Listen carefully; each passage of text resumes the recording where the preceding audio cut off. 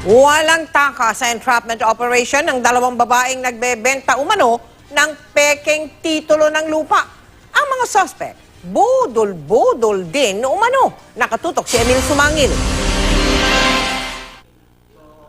Sinetap ng PNP CIDG ang entrapment operation sa opisina ng nagrereklamong Filipino-Chinese businessman na tumangging magpakilala.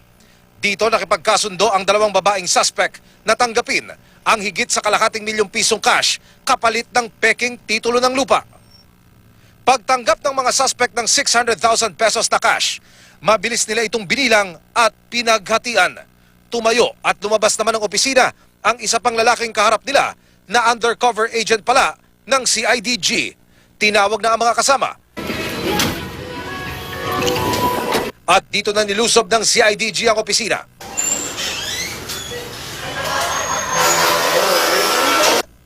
Saka isinagawa ang pag-aresto sa dalawang suspect. Ikaw, inuhuli ka namin ha, ikaw may reklamo sa'yo ng pagluloko, ng tapa. Ang karapatan ka na naman gumawa ng abogado. Nahuli ka na dati, hindi ka pa rin huminto. Kinilala ang mga suspect na sina Jane Rosel Aprao at Teresa Capili. Inoperate ng CIDG, Cavite Provincial Field Unit, ang grupong ito na sinasabing nasa likod umano ng budol-budol at pagbebenta ng mga peking titulo. Yung nahuli natin ay may previous arrest din dito. Magbibigay sila ng mga title ng lupa.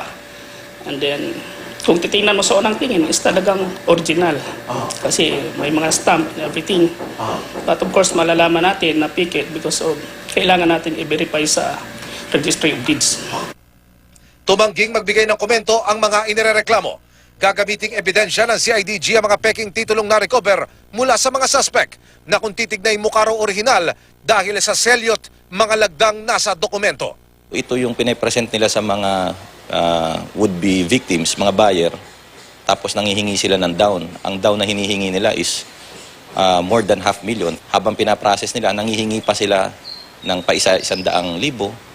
Desidido ang negosyante na tuluyang kasuhan ng mga suspect na nais lang daw niya sanang tulungan. Kilala ko yung ahente.